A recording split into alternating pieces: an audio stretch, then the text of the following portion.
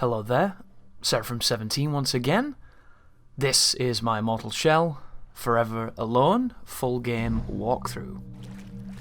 This is the very beginning of our journey, and we are travelling through the area that you saw in the beta, which is this rather strange tool-inspired video. A gag I'll make for a second time because I still think it's apropos. But it starts off introducing you to the Hadern mechanic, and you are then assailed by this spectre here, this phantom in the water as he attacks you, and all you have to do is go through the motions of dodge, rolling after dodging, and then hardening. And then if you come over to this effigy, you'll be able to pick up the hallowed sword, which is your first weapon of the game, and then we can push forward into the second tutorial. So if you've been covering, well, I say covering, if you've been watching my coverage of the beta in the build-up to the release of this game, you've seen this a few times now. You've seen me do this several times. And I was tempted not to even put this in, just to give those people a bit of respite from seeing it. But it is the beginning of the game, and this is a walkthrough for the full game. It's interesting because there's not too much that's changed, yet everything's changed. And it's so unique in how different the build is. But the first thing that you're going to notice is there is a much swifter recovery on most of your attacks. Your swing speed is slightly increased, and I haven't put in the Hadern fight at the beginning, as I get this wonderful glitch here that stops me from being able to stand up, but you can cancel it by going into these crawl spaces, which is really handy. But if you beat Hadern in that initial fight, you will get a bonus glimpse that gives you 15 glimpses, which is really, really useful at the beginning of the game to give you a nice little leg start, or a head up on your competition. But when you play without a shell, you can't use the glimpses. And because I've made so many videos of me killing that boss and no damaging that boss and showing you a really, really safe strategy that absolutely works in the full game, I decided to skip it for the purpose of this, because it's a tutorial fight that you can lose, and it's quicker to lose it than it is to fight it, and you're going to be fighting Hadern quite a lot in this game, and I didn't really want to bore people. Because the idea of what I'm doing here, ladies and gentlemen, is I've tried to come up with the fastest, easiest, and least intensive way of beating this game without bonding with a shell, where you do not need a large amount of expertise or mechanical knowledge, and you do not need the reflexes of a god and the ability to just perfectly dodge every move in the game. The strategies that are going to be in here, guys, are going to be safe, they're going to be somewhat cheesy, somewhat boring, and they're going to be designed for the every player to watch this video, emulate what I'm doing, and have the most success. But if you go over to the left here at the beginning of the game, you'll notice that there is Haros's shell, but we're not bonding with shells, we're going to be going without. And this means a few things. So if you look in the bottom left, you'll notice that my stamina is really, really big. And when I'm sprinting, I'm barely taking any of it off. And when I start doing the basic actions, it's not going to be taking anything off there either. It's the amount of stamina that you have in the shellless form is so crazy that you can do things only teal and only this form can do. You can combo between almost every weapon in the game, swapping dynamically, because the stamina is just going to be there for you. You can spam roll for the entire duration of the map, because the stamina is going to be there for you. There's only been, I think, one time in this game, as the shellless build, where I've ran out of stamina, because it's that generous. It comes at a huge trade-off, though, and that trade-off is you will die from one hit of anything except for poison and fire. Fire tick damage and poison tick damage will tick once, and then they'll kill you. It's really, really interesting, and it's really, really different to what I was expecting, and I have to give the developers massive props, because in all of the Souls-like games that I've played, I've always done no-level runs. I've always tried to do, very minimalist restriction runs, all kinds of arbitrary things to make the game more devilish and more enjoyable. And they've never rewarded it, really.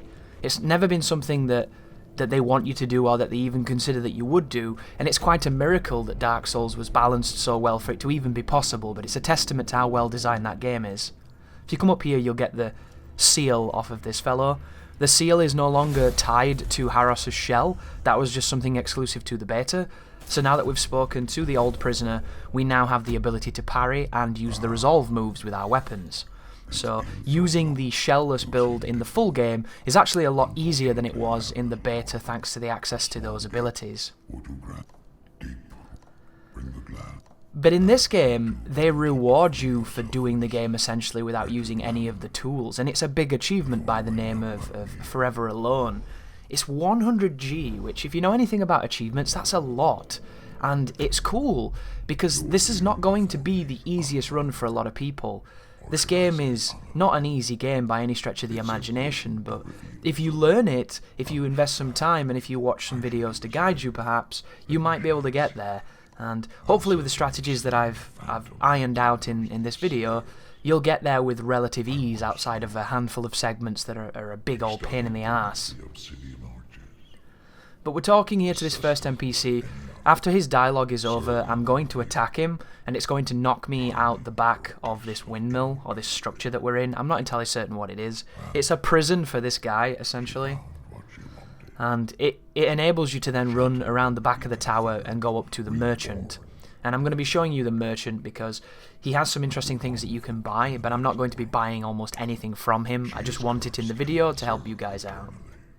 Usually in a guide like this, I would remove dialogue such as this moment from it, but because of the nature of this game, I didn't want there to be too many cuts, and when there is a cut, I'm probably going to explain what exactly happened. A lot of it will be quite obvious. It's very easy to die in this game. Gladly though, it's not as easy to die as it was in the beta, because they seem to have definitely got on top of a lot of those moments where you would just die for no reason on an enemy not attacking. So I'm very happy that that's not the case, and if it is the case, I haven't run into it. But here is Vlas.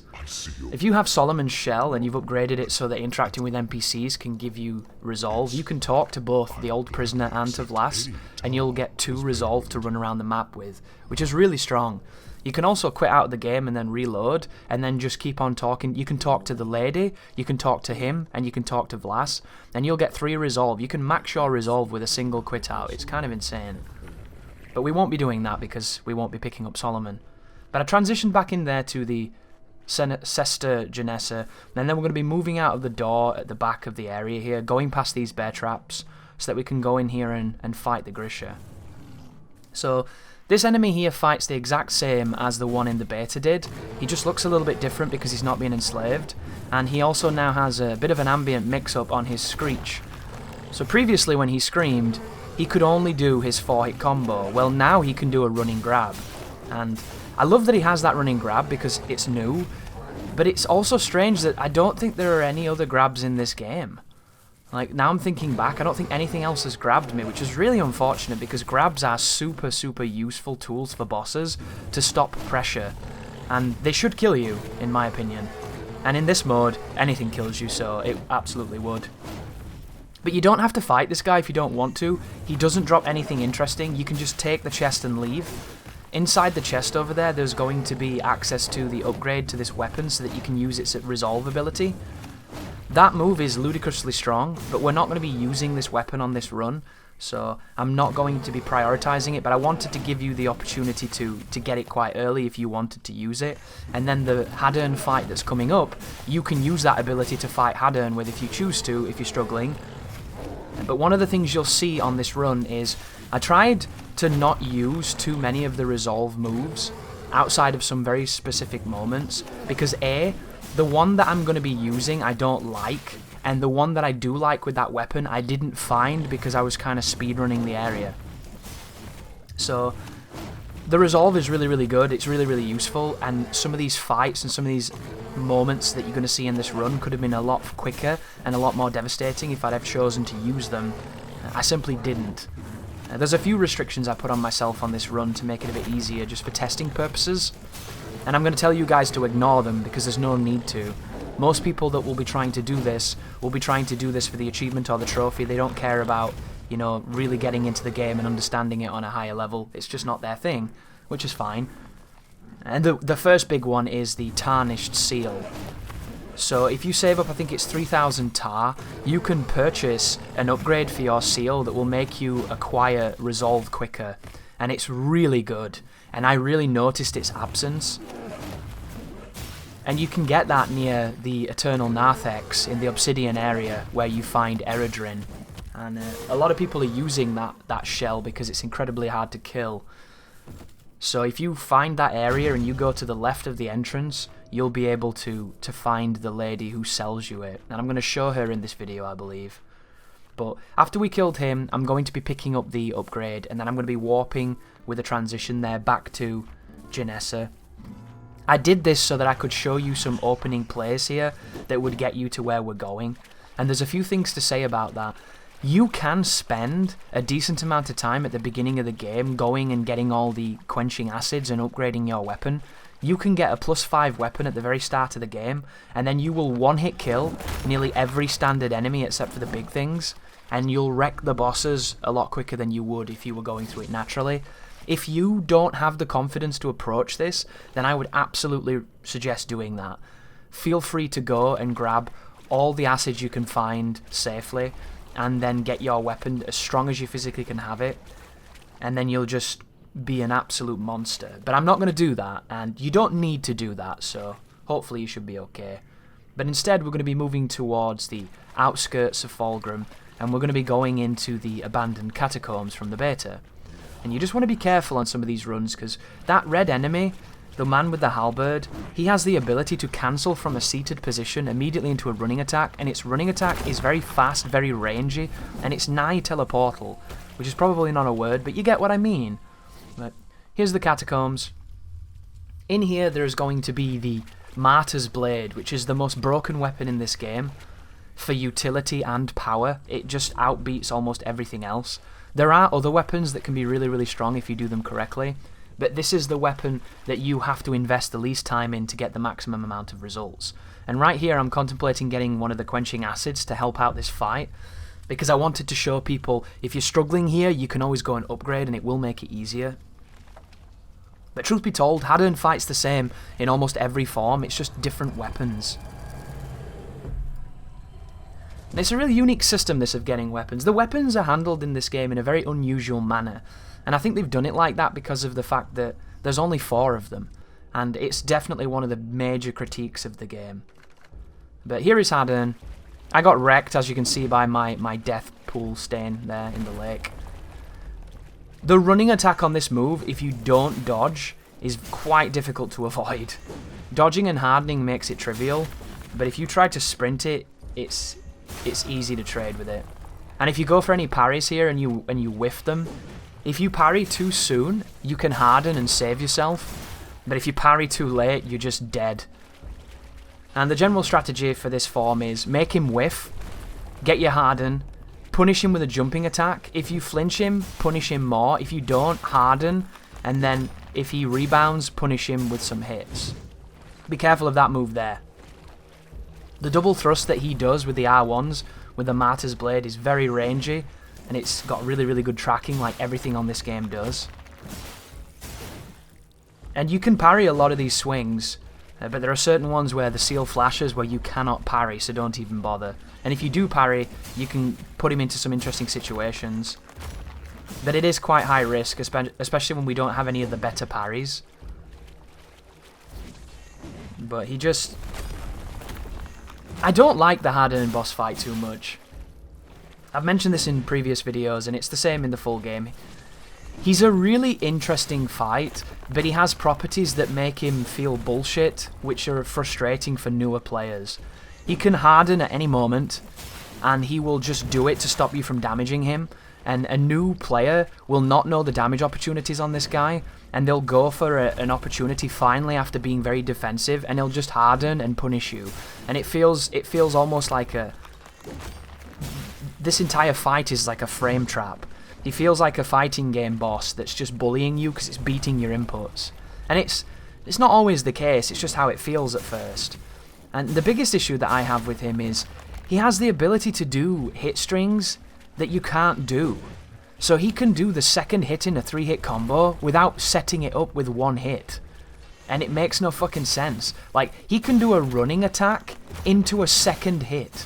You can't do that. Like, he breaks the rules of the game. And it's interesting because it leads to some nasty setups and some really, really, easy damage on you. But he's super unique. Iframes, hardening ability, all kinds of mix-ups. But he's the only enemy in the game that has it, and it seems like a real waste. Because I thought he was the future of this game. I thought there was going to be more people like that. I thought enemies were going to do that. I thought the game was going to evolve with this hardening mechanic, and it was going to be just, you know, Metapod and Metapod on Metapod, but it never goes anywhere. It still remains this really, really awesome, potentially amazing system that's just underbaked. But here is the Martyr's Blade. I'm going to upgrade the Hallowed Sword, just to give you an idea of why I picked up that for the mechanical spike, for the people that needed this move to kill that boss. If you can't fight that boss, guys, use that move. It's incredibly powerful. When you upgrade it, you get all 4 bars of resolve. You can do it twice. That might even kill him. I don't know the damage on that boss.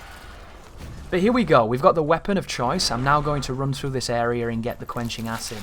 It's to the left of one of the Claw Fiends. I don't know the names of the enemies yet. And this enemy can be very dangerous, but we're just going to ignore him. And if you die, it's a shortcut, you know? And that's the cool thing about this. You can essentially reset just by getting touched. And it's going to happen a few times just by the nature of the game. But this weapon that I'm using is it's such an interesting sword. Not only is it ludicrously large and ludicrously slow, and it hits with a massive heft, but it has the ability to freeze your opponents when you use its specials. The buff on it doesn't seem to do anything as far as buffing the blade, but it does make the R2s freeze, which can be quite interesting if you need to get stamina back or if you want to heal or something. I don't really like it, so the only time I ever use the buff is for the iframes, because whenever you do the resolve moves, you're completely invincible for the whole animation, and it's a bit unusual and strange.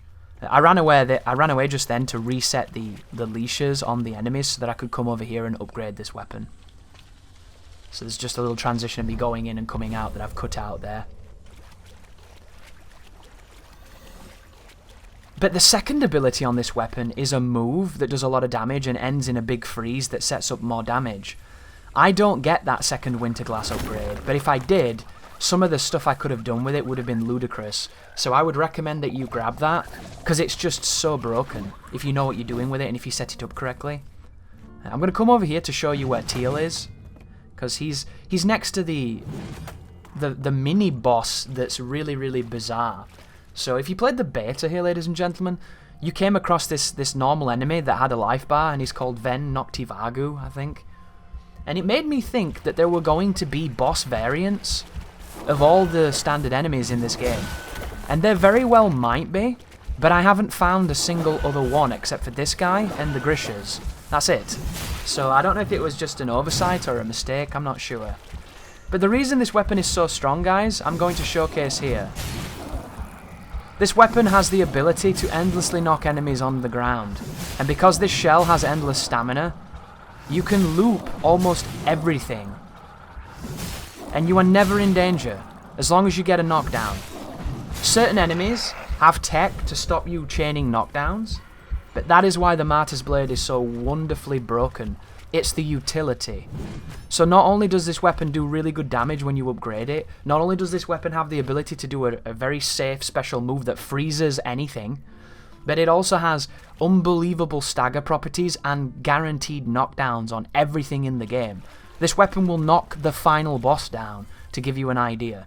And the running attack can be chained in this game in pretty unique ways that I don't really see anybody doing, and they're definitely missing a trick there. As I wander up to this tree, if you come here during the mist, there is an upgrade I think for the Hallowed Spike here, and there's another Grisha fight, but I'm just coming to pick up some items, and I'm going to be making my way to the fire area of the game. That's the first dungeon we're going to be taking on.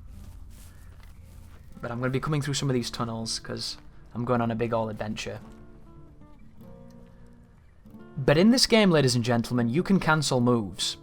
You can cancel moves at almost any time with the right move. It's got a really, really nice cancel window, and it's very generous. And you can hit a move, just as the move hits and you get the damage, you can then cancel it. Which is super, super useful, because it's like a hit confirm in a fighting game. And you're going to see me do this quite a lot. You might not have noticed what it is, because it can kind of look a bit janky. But if you have a really slow technique, and you land that really slow technique, instead of waiting for the recovery to do the second swing with a sword that's this slow, you can do a running attack. So you can hold run, press right trigger, and you will cancel into the running attack as you land whatever hit you've just landed. And you can do hit, cancel into jump attack, hit, cancel into jump attack, hit, cancel into jump attack. And that was essentially what I was just doing to that Ven Noctivagu just then. And you can do that cancel on any hit. You can also cancel when the hit doesn't confirm. So you can swing the sword and immediately cancel into a running attack if it's going to whiff. When you play this game without rolling, you can use those jump attack cancels to get you out of danger, because they give you a ton of forward momentum. But this is the first dungeon that we're going to be taking on here, and we've got some fanatics. These guys are just the exact same as the enemies that you fought in Fulgrim. They just have a different outfit. And then here is the first of the unique enemy to this location. This is a shielded guy who has a bunch of interesting thrust moves. The thing with this dude is, he's very easy to parry, but he has anti-knockdown tech, so watch this. See how that... Oh, it didn't do it that time. Is he going to do it? Sometimes when you hit this guy, I think it's when you hit him with an R1 instead of an R2, it will OTG him. It will force him to stand, and he'll attack you immediately. So you will knock him down, then you'll damage him, you'll cancel him back to standing, and he'll damage you. So you want to be really careful mashing on that opponent. You only want to hit him when you know you can knock him down. And this chest here gives us our first upgrade for a weapon we're not going to be using. But I thought that that gave Quenching Acid, because in New Game Plus, all of those weapon items that upgrade your weapons turn into Quenching Acids, and I just forgot that that was the case.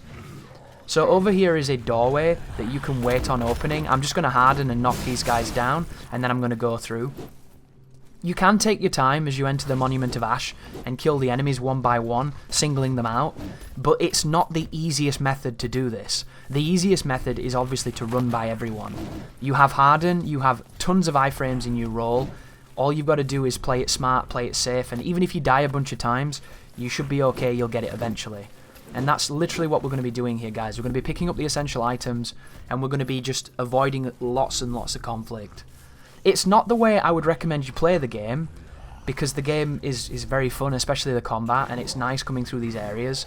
However, the purpose of this walkthrough is to allow people to just get this done, because I know that there are achievement people out there, trophy people out there, that have no interest in becoming an MLG Mortal Shell player. They don't want to know the frame data. They don't want to know the no-roll strats for every enemy and every boss. They want to get through the game, get their achievement, and then move on to something that's more to their flavour. And this is a shortcut that I'm trying to open there. And that's an invisible wall that nearly gets me killed. So look at this. Look at the iframes in the roll, guys. You see how broken that is? And if you watch here, there's going to be a transition. Do you see how I got that status effect on me?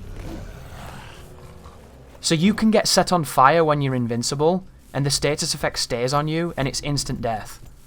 I think even the fire tick might be just one touch dead. And instead of showing you me running all the way back, I just synced the footage so that I could show you how powerful the ridiculous roll is. But keep on moving forward. We're going to be moving past this interesting enemy over here that throws fire at you. And then there's going to be guys trying to cheap shot us. And then in this room here, we're going to get just around him, and then we're going to run to the right into this rocky area. And if you can make it up to the altar in front of me, where there is that sarcophagus, you will get another checkpoint with Sesta Janessa.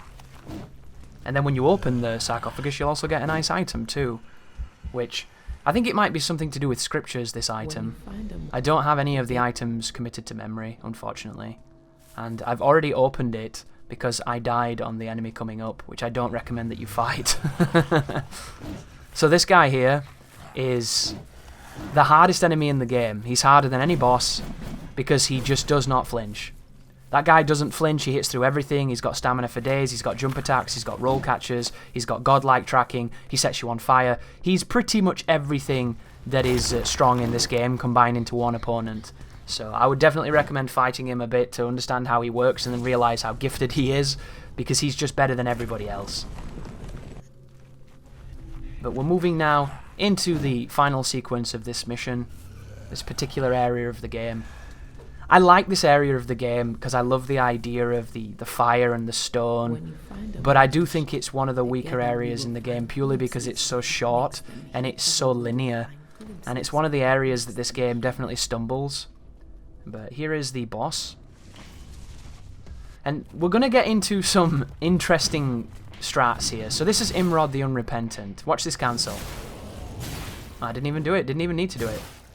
That was a cancel just then. So very aggressive strategy. Nearly took half his HP right now. To give you an idea of just how much damage you can do to these guys. So there's his big swing. You can actually walk around that move. That's his counter. That's the knockdown. Here's the confirmed damage. These are just cancelling into run attacks on each one of these hits. And it does ludicrous damage. And we've nearly killed the first phase. The first phase is very tame. But every boss in this game has 2 phases except for the final boss. And then here we go. That move right there has really, really good tracking up to a certain point. And it's very dangerous. The strategy here, guys, in the second phase, this boss has this kick. This weird kick that he does when you're close to him. And it knocks you down, but it doesn't hurt you. And when he does that, he taunts. And during his taunt, you can beat up on him. So all I'm going to do is bait his moves, punish like we did before, and if I get hit by that kick, we're going to punish that kick. You can wait for that kick for the whole fight by getting close to him, and he'll just do it. And then you can get super safe damage. But he's so... I like this boss a lot, but he needs some tweaks. There it was. See that? No damage, knocked down, and then he walks over to the body, and now I'm going to get free hits on him because he's stupid. And if you're strong enough, you might even be able to stagger him. Like, look at that. I staggered him before he even threw the body. It's... They need to tweak this. And if they're going to keep it the same, there's one change they could do that would be perfect. Make it so that when he kicks you, he knocks you out of your shell. If you're not in a shell, it should kill you. That's how you fix that. And if you don't want to do that because it's too mean to new players, make it so that he doesn't taunt afterwards or speed up his animation. Like, think about Onryoki in Nioh. Onryoki walks over to a ball on the ground, grabs it, and then throws it at you in light speed. Think about it, right? He doesn't fuck about. He doesn't stand there caressing the ball, ruminating on... philosophy. He throws the ball at you. He's threatening. He's dangerous. You don't get a free punish, even though you do. You get a free punish, but you don't get to stand there and whoop his ass and stun him. Well, you might be able to because, Neo's ridiculous, but you get what I mean. Like, that boss needs tweaking. All the bosses need tweaking, in my opinion. But now that we've got the gland, you're going to be introduced to my least favourite aspect of the game, which is the notion that whenever you're carrying a gland, the levels become completely inflated with enemies. And the open world of Fulgrim, which is not really completely open world, but you get what I mean, the world hub of Fulgrim, Vulgrim as I call it, is every single enemy has been replaced by those Ven Noctivagu guys who jump on you. And when you're running through the zones, there are these miracle spawns from the ceiling, and if you're running too quickly, they will land on you and you will die. So you have to either walk... run with Korean reflexes and harden on command, or spam roll. And spamming roll, in my opinion, is the best way to do this. This is the part of the game where I think the devs gave each other lobotomies and thought that this was in some way intriguing design and a good idea, when in reality, I think that this is the laziest, shittest, most stupidest thing they could have done. And this could be tweaked in several ways to make it amazing, but I doubt they will. So, every single enemy now in the world has now been changed into one enemy. And it's an enemy that is incredibly annoying for the sake of just being annoying. And it's these creatures here. So this enemy is going to try to mob you and follow you and spit at you and jump at you. And then every so often your seal will flash. And it's going to teleport them into the landscape in front of you. If you move too quickly, it's instant death. Unless you harden, and you can harden on reaction, but it's not the easiest thing to do because it's very quick. It is a programmed spawn. There it was, see that? If I was sprinting just then, I'm grabbed every time unless I can react, and it's very fast. So the way around this is if you walk, they will never land on you, and if you spam roll, you stand less of a chance of being landed on as well. In my non-commentated version of this walkthrough, I trimmed this section out and just jumped to me going from that last area to the next dungeon, because I'm going to show getting the gland and running back on probably the hardest gland run. But I feel like in the commentated version I should probably leave it in, because this is the version that most people are going to use. And I just wanted to show you that it's just tedious. It's not difficult. It's just run back the way you've just come from while everything is this one enemy jumping at you repeatedly, and hope that nothing falls on you and instantly kills you and you don't step in a bear trap. And I don't understand the design here. I don't get this. The mist rolls in, the bell tolls, the enemies change into the same things except for those Grishas that turn up. They're actually pretty cool, and then this is in somehow meant to be interesting or endearing. Do not talk to Sesta Janessa. Very important you don't do that, guys, because what I'm going to do, once I give the old father the gland, I'm going to use the tarnished mask to get back to the area I just was in, and I'm going to run from there to the next dungeon into the Obsidian area. So it's super important you don't talk to the Sesta, or you'll have to run all the way back. But there's just going to be a crossfade here as we go there. I get the new inflamed riposte, and this is the run back that you see in the non-commentated version. So now that we've got rid of the gland, the mist has receded, and the enemies have all gone back to actually having personalities and being interesting and being quite fun, rather than we chose the worst enemy in the game to take over every other enemy. And this is what I don't get right, guys, and this is the area of Mortal Shell that's really disappointed me. So, I'm okay with the idea of the world state becoming hostile when you do a certain action. In fact, I think it's cool. It reminds me of Tendency from Demon Souls. It reminds me of Pure Black World Tendency, where enemies became really strong but dropped super good stuff, where phantoms turned up and wrecked you, where it was just terrifying and horrifying and really, really interesting. This whole game is based around you being told this information vaguely from these people about this central goal, but everything that you're told is a mystery, so it doesn't necessarily mean it's real. It doesn't even mean that the world that you're in is what you think it is. This was the perfect opportunity for the developers to play with our perceptions in the same way that we thought Bloodborne was going to play with our perceptions with Insight. And similarly to Bloodborne, which is an unfair comparison considering this is a 15-man team and they had a very modest budget, even though they've made an exceptionally looking game with some really, really nice mechanics. Like, the Insight in Bloodborne did nearly fuck all. It was so underwhelming, but when you first played that game, the creativity of our imagination went wild with what could change when our insight was high enough.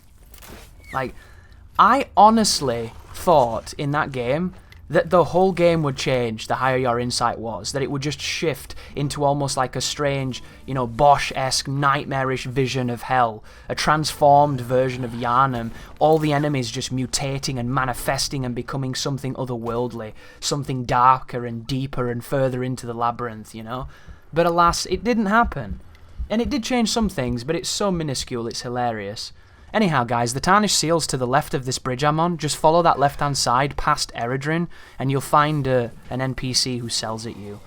But we're entering the Eternal Narthex now, and this is where the game gets very difficult for this run. So, be very careful here, guys. It's not an easy location, this one. But look at my weapon. I'm already at +4. You can have your weapon at +5 by now, and we're going to fight Hadern again so that I can get this weapon from him. This is the hammer and the chisel. I don't use it, but it was part of my final boss strategy. So this version of Hadern is probably the easiest one, because if you get full distance from him, he does a running attack and it's easy to parry. And then when you parry it, you can do some ridiculous ripostes. And the riposte that I've got, because I handed the gland over, puts a bomb on the enemy, and you can also hit him while he's on the floor. And the bomb does tons of damage. But did you see that then, guys? He just did the second hit in the heavy combo without doing the first hit. I don't like that he can do that and I can't. But the strategy here is you do 2 hits into Hadern, into a 3rd hit, and then back away, and then go for the parry. And he just does it like clockwork, so it's a very simple fight, this one. And there goes Hadern. But I was thinking that maybe when you had the gland, the enemies could have had a different form, a more aggressive form with a new moveset. You could have made them more, I don't know, you could have done so many things. If they'd have replaced every enemy with a Grisha, I would have been absolutely fine. Because at least then it's ridiculously nightmarish, as opposed to, here's the guys from the beta that you shit on so much, you know everything about them and they're barely threatening outside of a bullshit vacuum, and the fact that they spawn in front of you from the ceiling and you can't react to it half the time. Like, it's such a questionable thing. And it frustrates me on so many levels because I understand, guys, this is an indie game, this is a budget game. This is a game made by very talented people that have made it look so amazing that it's easy to compare it to AAA, but it's not AAA. However, replacing every enemy in your game world with the fucking worst one is not design. It's lazy. And it's really sad that they did that. And I can't wait for mods to fix that, because it's stupid. Like, and it doesn't make any sense. Like, can you imagine if all the enemies were changed into the bosses in this game? And you just got random bosses walking around and getting chased by all the bosses? That would be amazing! It would completely cuckold and underwhelm the boss fights if you'd not seen them yet, because you'd have every boss attacking you at once. But it'd be a damn sight better than everybody gets turned into a trash mob that wasn't good the first time. Anyhow, I don't want to be too harsh on the game, guys, because as much as I'm incredibly disappointed, it's my fault. This game made me so excited when I played that beta. I went from, this game looks fucking stupid, the animations look dog shit, what are they doing? My god, it's beautiful though. To, this could be the next thing. This could be it. This could be what I've been waiting for, because the mechanics are there. The mechanics and the promise is there. This is a suicide run, by the way, guys. So if you touch that lever, or that, I don't even know what it is, it's an altar or a tablet, it goes down into the ground, and then if you want to, you can do all of this on one run, but it's much longer. So instead, I treat this like the bed of chaos, but instead of quitting out, I either use the mask or I just eat the death. And I have advertised this as no damage, because technically you won't see me take damage in the fighting, but there are a few moments where I'm using suicides to speed up the path, and if you want to consider that as voiding no damage, then that's perfectly fine. I anticipate there'll be people saying, oh, you got hit by Hadern at the start, because people are like that, you know. When I only got rid of that fight for your convenience, because it's boring, you know. And I've killed him twice so far, and they were much more interesting fights. But we're going across to the other side here. I love this location. I think the art design here is superb. It is this interesting geometric quartz, you know, obsidian forest of just all of this strata just ripping out of the ground, and all of these columns, and this lady here is an absolute nightmare, so make sure you kill her immediately. She will fire 3 crossbow bolts at you, but the audio telegraph is so bad, it happens as the bolt hits you instead of before she fires it.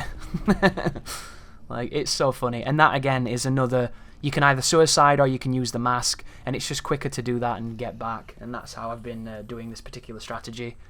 And we're just going to run straight down the pipe now and use the teleporter to get up to the area and then get out of dodge. Because having done that, we've opened all 3 of the altars, and it's going to give us the opportunity to go into the dim gate now. This area is something I'm going to talk about in probably a different video when I've got more time, because this area is completely the anathema to the other areas. The other 2 locations are short, winding, linear, with very little deviation.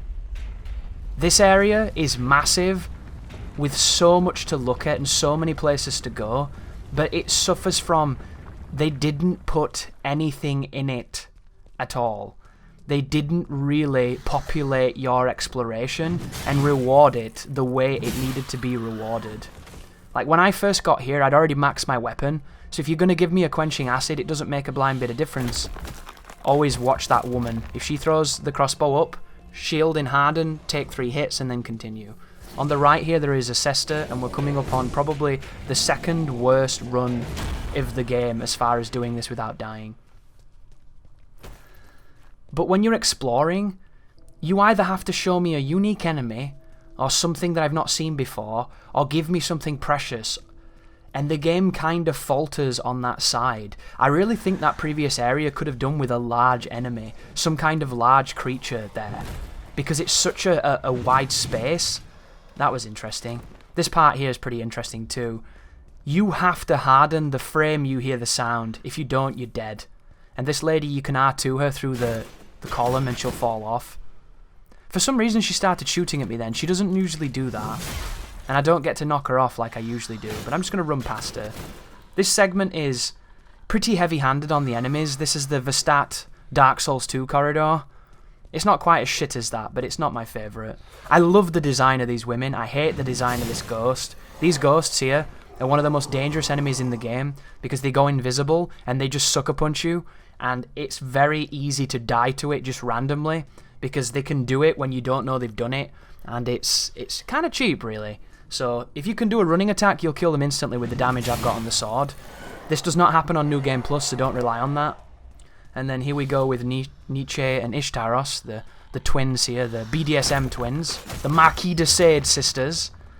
Love their enemies, love those designs. I wish there was more variations. I wish the crossbow lady had a whip version as an homage to Ishtaros. That'd be fucking awesome. I wish the red girl had like a form that had something else, maybe double flails or, you know, something quite unique. You could have even given her something that, you know, can you imagine if they gave her a piano accordion? A piano accordion that somehow damages you? I'd take that. Like, just go crazy with it. And then if you sit over here, she'll walk towards you, and you can whack her. The thing I love about this enemy, she's one of the best in the game for how she works. She has to transition her weapon to melee you, so you will always know when she swaps from range to melee. And it's a nice piece of telegraphing that the game doesn't always have. But once you've killed the two archer sisters, you have to get up here now, and this is where this gets really tricky, because you have to loop back on yourself to get these teleporters to get the fastest path through this location, and at any moment you can get aimbotted. Because the thing I haven't told you guys is that anything that fires at you in this game, they're perfect. They don't miss. It's really strange, and it's one of the areas where it just does not follow the design. So if you want to hearken to Dark Souls, you shouldn't make your projectiles practically hit scan because they track so severely they cannot be dodged in a rudimentary way. To give you an example, right, ladies and gentlemen, in both Dark Souls and in Neo, when you sprint at full speed, a decent distance from an enemy when they fire a projectile, it will almost never hit you. There are some exceptions, but almost none of them will have the tracking to hit you when you do that. Sprinting is a very, very good guaranteed dodge. In this game, every projectile will hit you in the face in the same spot every time at full speed sprinting away from them. Because it's just perfect. It's stupid. It's so stupid. And admittedly, you can roll them and use the iframes, and there's lots of iframes. You can harden, and the projectile will not break the harden, but you should be able to just sprint those moves. It's a paradigm of design. You know, it rewards good positioning and good movement, and in this game, you have to do super squirrely shit to dodge it. Like, it's zigzags, it's nonsense. And it's, speaking of nonsense, you don't have to do this, but I didn't want this lady attacking me when I got up here, and I was a bit paranoid. So I'm going to be hitting her with the R1 every so often and hopefully taking her down, because this is about as Dark Souls as it gets, this. If you don't have two people trying to whack each other through geometry, you have not imitated Souls enough. But, do you see the lady with the crossbow? That's where we're headed. If you run past her, you can get to that teleporter behind her, and then you've done the second hardest run of the game. However, I don't really want to go on that side, so I'm going to come over on this one. And then if you go on the left-hand side, it teleports you closest to the shortcut. So she's going to fire at me. I'm going to tank the hits. I get really lucky there. I stop her. I try to knock her down. I get the kill. I'm paranoid of the person on the right. She fires, but she doesn't hit me. And then I get in there. So a really sad and harrowing fact, when you squat in these teleporters, you are not invincible. I don't know why, but that's just the way it is. And then here we go, ladies and gentlemen. This is a part where, the transition just then if you're wondering, I ran through here, went up to Corvid, talked to him, got a unique dialogue, which I'd never heard before, and as he was talking to me, one of the enemies didn't leash, followed me the whole way to him. I couldn't skip the dialogue because it was dialogue I wanted to hear, and I couldn't skip it if I wanted to because it was quite plentiful. I got hit, I got killed, and then that dialogue never played again. That was one-time dialogue, and he interrupted it, so I will never know what that man said. Which is really cool, right? Super cool. But this is me running back here to try and see if I can get the dialogue again. Because I was like, oh my god, new dialogue. This is cool. And then I talked to him.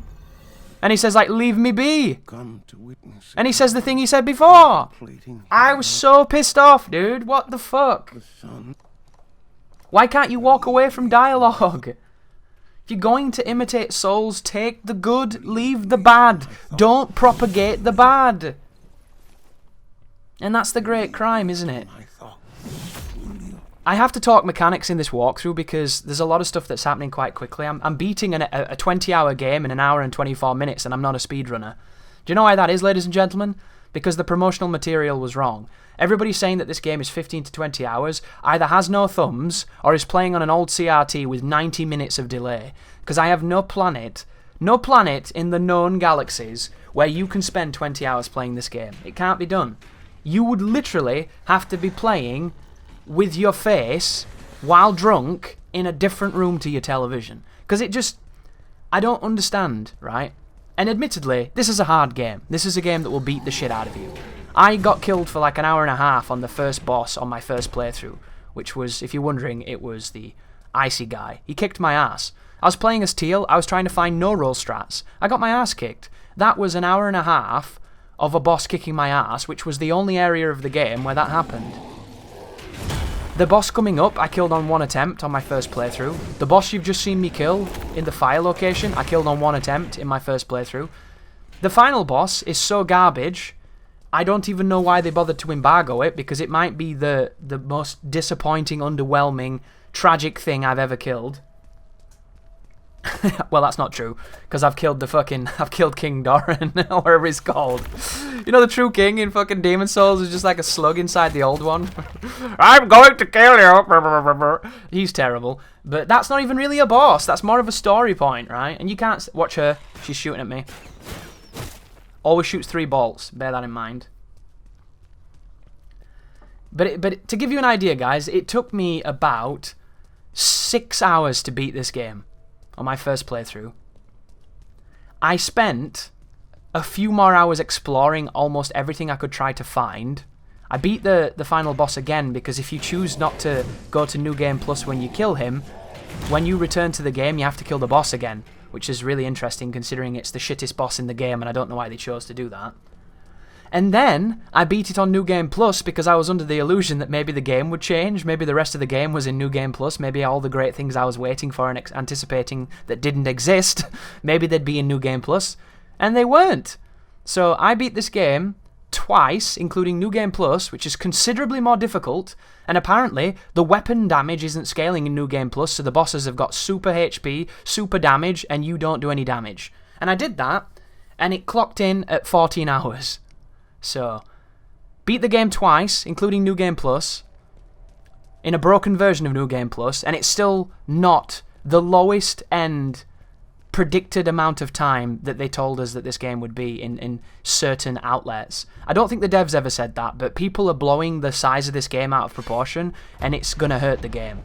But you have to harden on landing here, guys, or you'll die. This fall is really silly. But you might notice that I look a bit like Venom. I'm looking all cool and black and mysterious, right? So, this is re-recorded gameplay. This is different to my original run because the audio got fucked thanks to OBS. But the tech here is really good. So, dodge the first attack, heavy attack, cancel into running attack, and then immediately shield with Hadern to tank those hits from the knockdown that that little guy shoots you with. Then afterwards, hit him, cancel into running attack, and then chase him down. When you chase him down, you will cancel his shooting at you passively 10 bolts for no fucking reason because it was designed by a lunatic. And then when you get him to a certain damage threshold that I'm in right now, he'll start doing the jump attack to you. The jump attack that he does can just be hardened, or if you back away enough, you can roll away from it. And it's just the same here. Just tank those hits on the knockdown, punish him, he's going to back away and jump, and then just harden the jump, or dodge like that, and then punish him accordingly. This first phase can be killed very quickly if you get a good pattern, but the damage here, it's so good. If you do this setup that I'm doing here, where you do running attack, into heavy attack, into cancelled running attack, it does so much stun and so much damage you just can't do anything. And then here is Krusic's second form. So this form here has a glaring weakness, and I'm going to show it here. So he has another one of those no damage knockdown moves where he taunts afterwards. And after the taunt, he attacks you, but the taunt is so long, you get free moves. Free damage on him. Did you see that? This boss literally kicks you into advantage and puts himself at disadvantage. And if you're at distance from him, he always does this move with the kick. The kick does no damage, knocks you down, you eat the knockdown, he taunts, you punish the taunt. There is no execution here. There's no difficulty here. None of this is hard to do or hard to recreate. This is just a massive glaring weakness that this boss has. And he's so willing to give it you as well. And I have no idea how nobody thought to do this. This is the safest strategy that you can do against this boss. It's not fast, it's not fun, and it's not interesting, but it will get you through the fight, and that's why it's in this video. And all I'm doing there, ladies and gentlemen, is I'm doing a running attack R2, obviously, and then I'm doing a single R1, and then I'm getting away. He will almost always go for the horizontal swipe when you're in that range afterwards. So if you're confident, parry it. Parry it, and then go into big damage, and you can kill this guy much, much faster. However, I didn't want to do a parry strategy on this particular boss, purely because it's easy to die on this hit. That horizontal hit, sometimes you'll perfectly parry and it'll whiff, and then sometimes it'll just hit you. You can trade with it as well. So I just thought that it was safer, especially considering it's 2 life bars. Like, there's only one boss in the game where I'm going to use parrying, and it's purely because the window is very easy, and it opens him up to a really nice punish, so I recommend you do it, whereas this you don't have to, because this is super easy. And once again, ladies and gentlemen, if that kick de-shelled and killed if you're out of your shell, there'd be no problem with this fight. I mean, there'd still be problems, because I've got more problems with him, but I'm not going to go into that. I just feel that they could have done so much more. They really could have. It's quite sad. Because this guy looks amazing, dude. He looks so good. And he does have quite a lot of dynamically adjusting moves. Especially in this phase. Like, it's very interesting. Like, this one here ends with a hammer on it. Nice little hooking hammer. You can do some interesting stuff with it. And here's the move that shouldn't exist, really. And I think that the changes could be quite... Make it so that he doesn't taunt for so long. Make it so that when he taunts, it's a counter move. Maybe he grabs if you hit him during this. Maybe it's bait, you know? You should not get punished into advantage. It makes no sense. Like, I know it's as old as the hills, because if you think of, like, NES games, when you get damaged in those games, those platformers, you're invincible and you can use it to skip half the game, right? You can intentionally get damaged and damage boost your way into some really crazy stuff. But that was just... The reason that that exists is because they didn't want you to be sitting on an active hitbox and just get insta-melted, you know? Whereas here, we've come a long way. We don't need a boss to give us free hits for no reason. I'm all for punishing a move, but that taunt should be after his most dangerous move. If you dodge his most dangerous move, you should be able to beat up on him a little bit, you know? I don't get why they would give us that free damage. And once again, guys, you might notice that these black moments here, when I'm running around in the Obsidian shell, the footage looks a lot smoother. I was having a lot of capture problems at first with this game, and luckily I've managed to get rid of them. And I'm going to record some more stuff, and hopefully it's going to look a lot better. But this part is the hardest part of the game in this run. It's really, really miserable. On my first run, which you can watch in the playlist if you're interested, I did this one attempt. And I got really, really lucky because when I had to re-record it, it took me like 7 attempts. And it's really, really shit. It's a linear sequence of teleporters with completely graceless enemy design of just archers up the arse everywhere. And then there's one segment that must be... Look, you see that invisible wall there? I died to that invisible wall as well. Be very careful. Always go on the left-hand side of that bit. Whenever you're near the ghosts and they go invisible, spam roll, because they're just either going to kill you or they're not. But this part coming up here, this has to be an homage to the Anor Londo archers, and if it is, you fucked up. Because the Anor Londo archers are difficult once. They will catch you off every so often just because Dark Souls is Dark Souls, but fundamentally, the Anor Londo archers are not unfair. They are not unfair. They seem unfair, they seem evil, but they're not like this. The thing that's coming up here is so willfully stupid and just classless and nonsensical that if it wasn't for how bullshit the roll is in this game, I don't even think this would be possible. Unless you have the Ballistazooka. So my strategy is, the moment that they go to shoot me, I spam roll. And then once you get up here, continue spamming roll. And if you run out of stamina, which you never will because you've got so much of it, harden, get your stamina back, and then continue. And that's all you do. And it can be done quite easily when you get that one run where they don't murk you. But those archers are so accurate that they can just simply hit you at times. And it feels really, really unfair. I don't agree with it, personally. I find it to be very questionable. I don't know who it's for. I don't know why it's there. It feels like a brick wall of nonsense to elongate a game that's too short. And if you know anything I don't, guys, that makes that more redeemable, I'd love to hear it, because unless you stand and shoot every one of those women with the Ballistazooka from a safe distance, which is what I recommend you do, I'm intentionally not using the Ballistazooka because I hate how it looks on the back of the character, but that gun is ludicrously strong. It kills nearly all enemies in one hit. It's very, very powerful. But I just didn't really feel like, you know, it was in the spirit of the run I wanted to make, so I'm never going to use it outside of a Ballistazooka only run that I'm going to stream.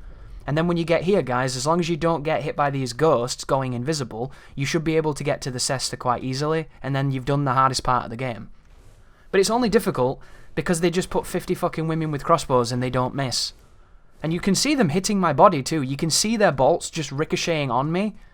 And I'm invincible because the roll is just... Whoever designed the roll thinks that, you know, the roll in Dark Souls 1 with the Darkwood Grain Ring didn't have enough iframes. Because it feels absurd once you get into it. But it also feels like you die at the start of it, which you absolutely shouldn't do, personally. And watch these ladies here. See how they don't react? For some reason, their aggro is different to that massive barrage. That orchestra of crossbows earlier on, they reacted when I was at least 10 meters away from them. I ran nearly 3-4 meters past them before they reacted. So it tells you that those archers on that bridge area are intentionally scripted to recover and react to you much quicker. So they've intentionally made them like that, which I think is funny, because I don't know if it's a bug in the AI where this woman doesn't react, but I've ran past those archers where they didn't react that quickly, and I couldn't honestly tell you what was different, where the deviation was, because I don't know. You know, some things are just, maybe you get the golden ticket. But once again, we have the gland, and thus the world status changed. But it hasn't become more interesting, it's just become more mundane. And as much as we look like the main character in Rise of the Robots, it just...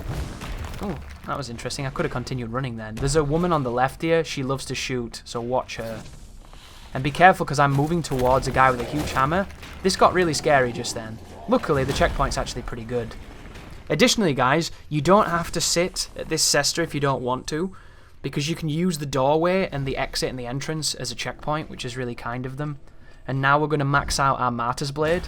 Or maybe we're not. I don't think I've got the 5th Quenching Acid. Not to worry, we'll get it before the end. And then here we go, ladies and gentlemen. We get to run through the world state again when the mist is descending. This guy looks so cool as well. He has a really unique death animation. I like that enemy. I wish there was more of him. I wish there was versions of him with different weapons, maybe different colours, maybe a shield, maybe a great shield.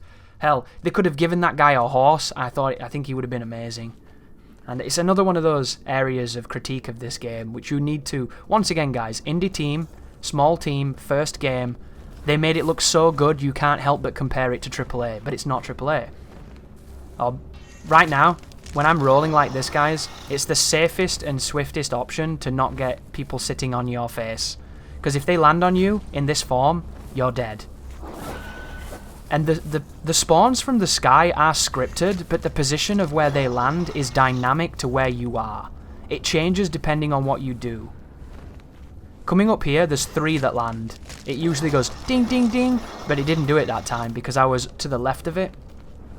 But all we're doing is spamming roll, literally. Spamming roll, trying to get back to the old prisoner. And I'm actually not going to go back to him for this one. I'm gonna go to the DLC. I know something you don't. No, I'm actually going to go to the beta area, and I'm going to go for the final gland. And instead of taking this gland back, I'm gonna carry this gland into the next area. And we're going to do the entirety of the Crypt of the Martyrs with the gland on us. And in all honesty, guys, I don't really notice a damn bit of difference. But that's what we're doing.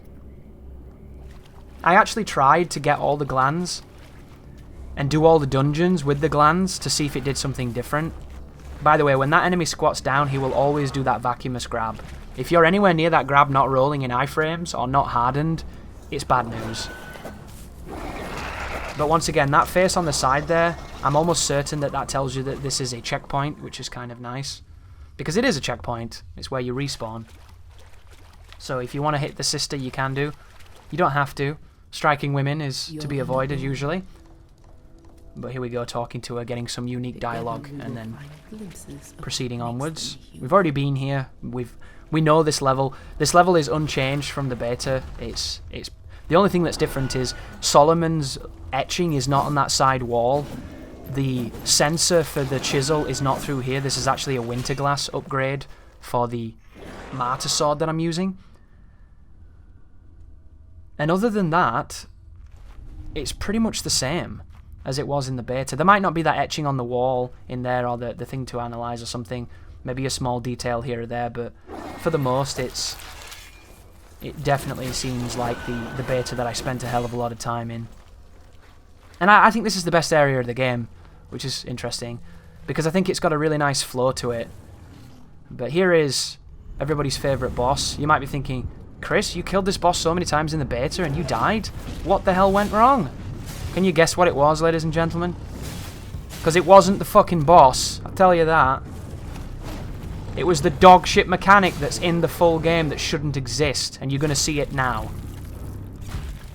Notice that noise just then? Wasn't the icicles. I can't even tell you. Can't even show you what I meant to tell you. But look at this move, by the way. You see, it's going to do it here. Hear that massive crack? That tells you that random icicles are going to instantly murder you for no reason, with no logic. This was designed by somebody with no brain. No brain, no taste, no skill, no tact. There's a 4-hit combo. We're going to do running attack. He's going to do his running attack. We're going to step around it, and then we're going to cancel into a running attack, knock him down, and kill him. And how this icicle here that lands on him, how that didn't kill me, I couldn't tell you. When you're that close to the boss and you don't harden, you usually just flop on the ground. It must be the trainer that I'm using. The trainer to take no damage, right? But there's the solemn offering in the box, and here is the cester, just like in the beta, only now we have access to the rest of the level. And you'll notice that... oh, that move looks so good. So if you don't know, guys, there's an ability you can buy with the shells where when you harden when you're falling, you do that. But when you're in this Obsidian form, they give it you, which I think is amazing. Like, if they gave you the kick as well without having to buy it, that would be absolutely amazing. But I don't know if they do because I never tried. The kick in this game is so shit, it makes me sad. And it's not shit at all. It's just shit to me. So the kick is actually pretty legit. It breaks shields, it stuns and knocks people down in certain context. But every time I tried to use it in a really cool moment where it should have worked, it didn't do anything. To give you an example, right? You know when the boss in this area coming up does his ice spells, where he's in those big animations and he covers the ground? You should be able to kick that and interrupt it. That should be how that works. But it isn't. Like, I kicked all the bosses and the results were always underwhelming. Just looking at this area now, when you have that falling move, you can probably do some really funny stuff. Like, look at that, dude. How cool is that? Apparently, you could do that to the bottom of this area and skip this entire location, which I thought sounded amazing. The developers found out about it and they added a death plane. And I'm sorry, guys, once again. People who think they understand Dark Souls and don't actually understand Dark Souls. Remember the catacomb jumps, guys?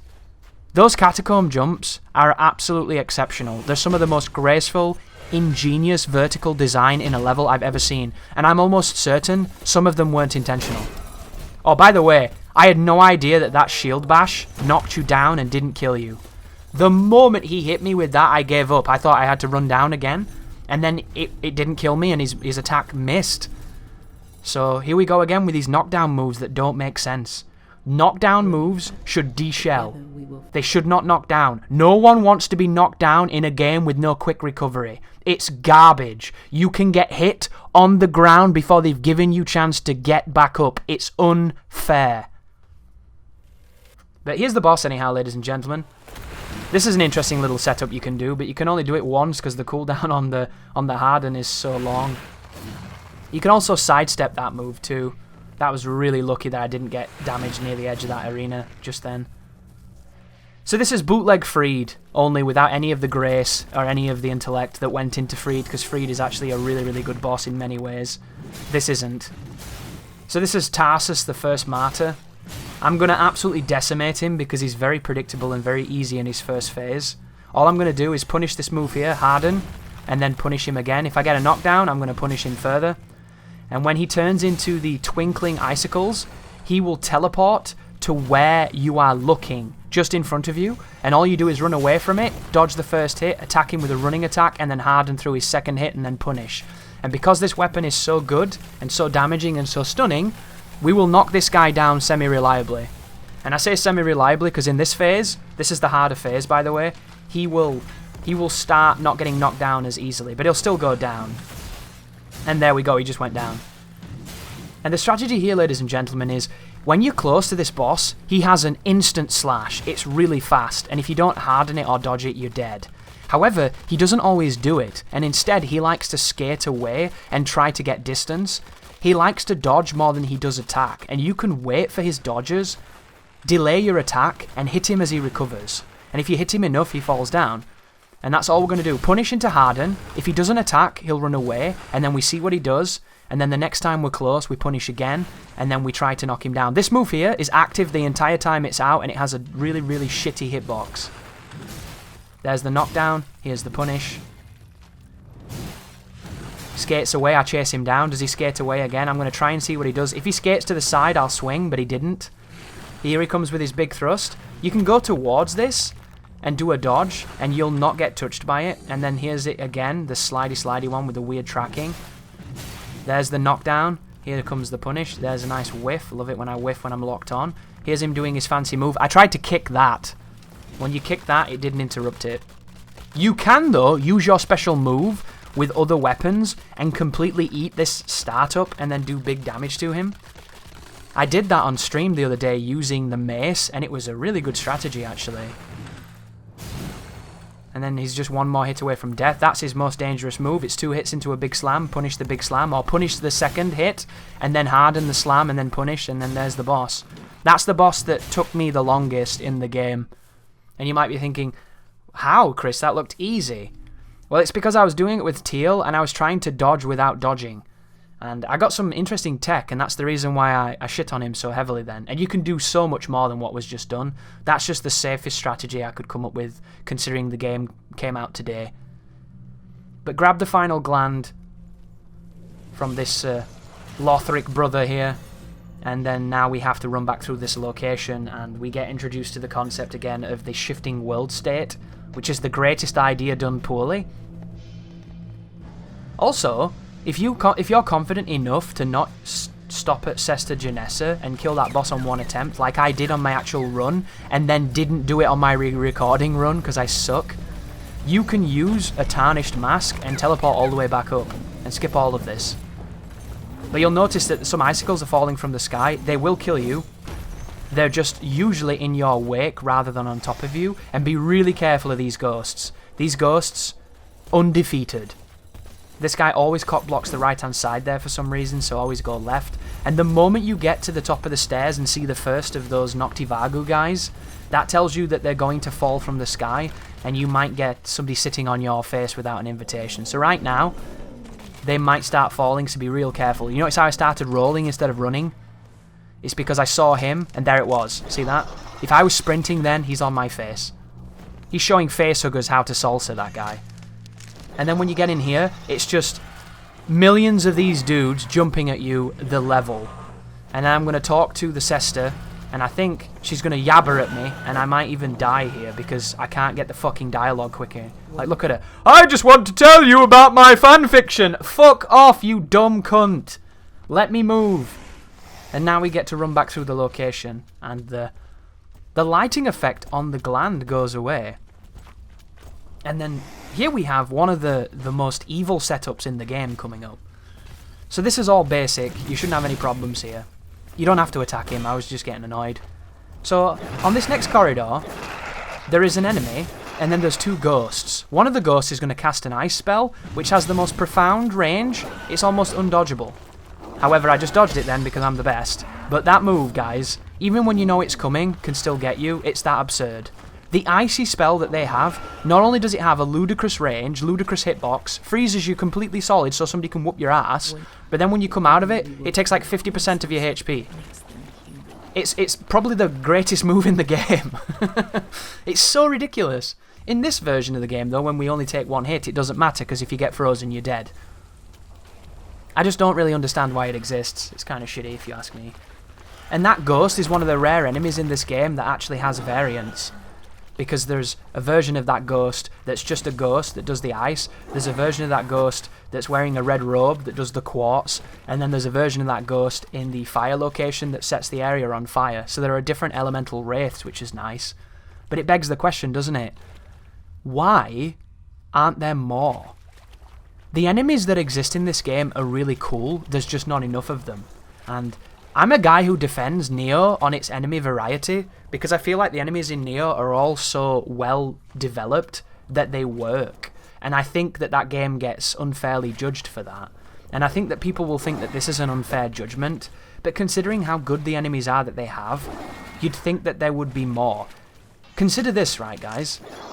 The entire area of Fulgrim, where you spend a lot of your time, the entire hub area of this game, is filled with enemies from the beta.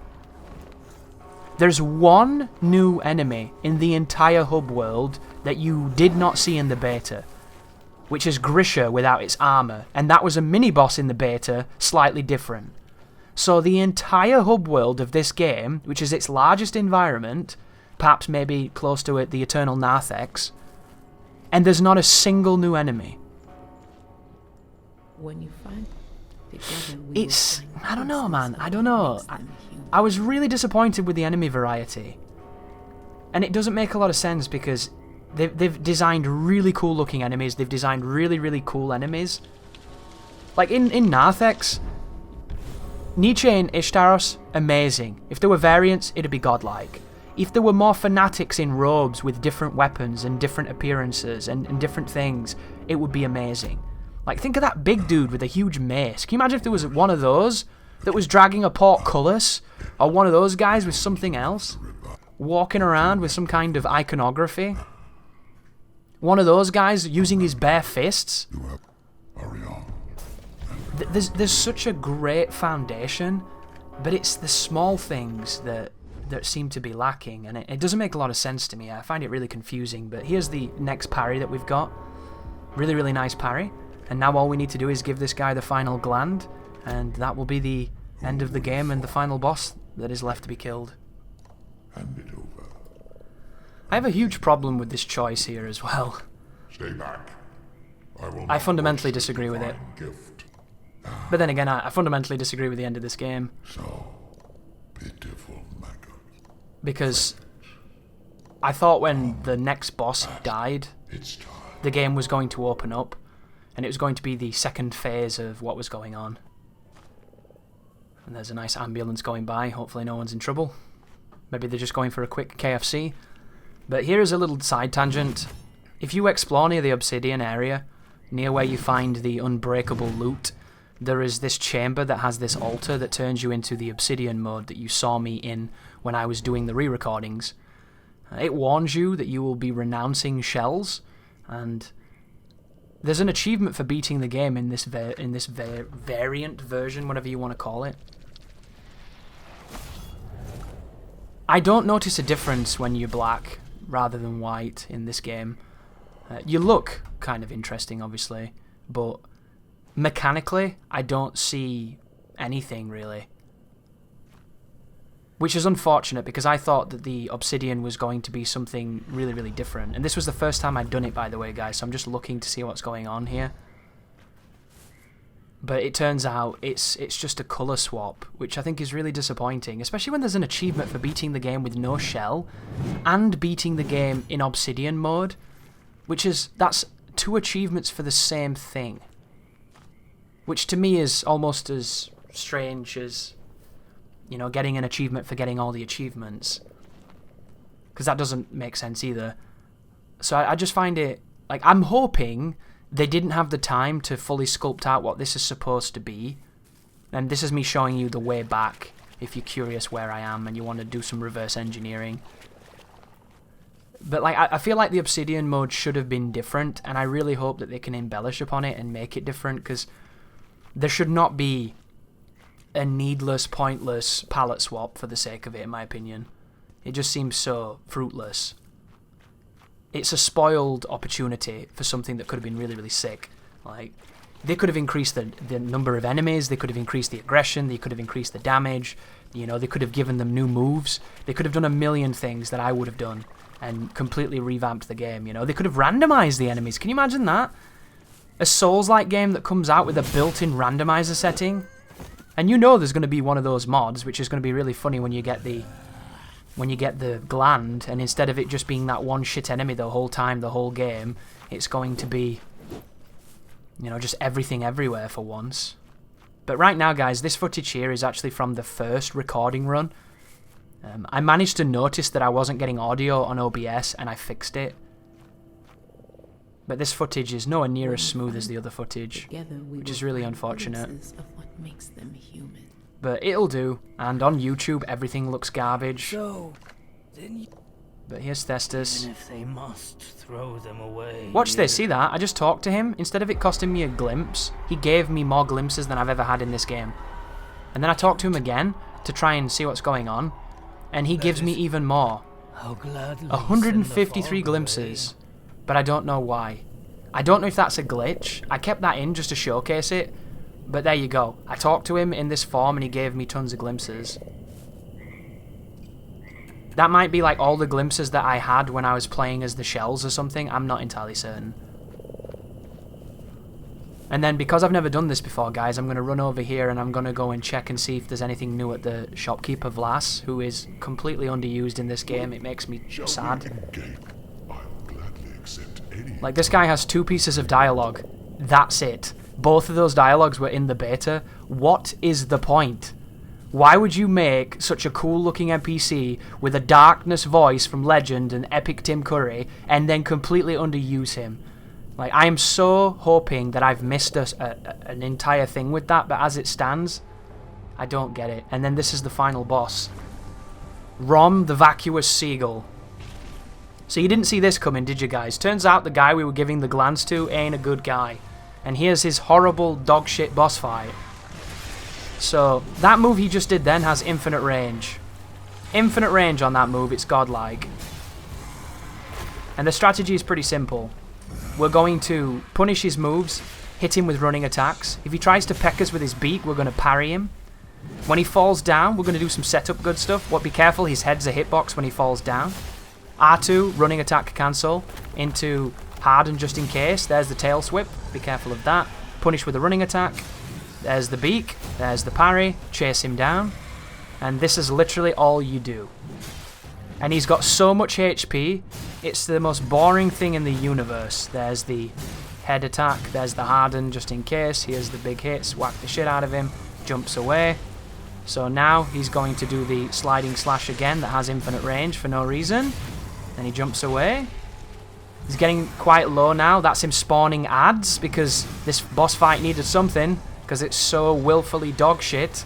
We'll give it ads. That's a good idea. And here they come. These enemies will kill you in one hit because we can't take a hit in this mode, but they will die in one hit. However, the boss will attack you at the same time as these guys, and this right here is a flying belly flop, so be very careful. And all I'm going to do is I'm going to circle this huge environment, I'm going to corral all these shadows together, and I'm going to hit them all once. A really good strategy for this boss is to put the scripture of, is it Ardor, that makes your next parry release poison. And all you do is parry one guy, release a poison cloud, and if they run into the cloud, they all fall down. It's the best way of completely getting rid of them without danger. If you play as Teal, this fight's hilarious because you can just do that ambiently.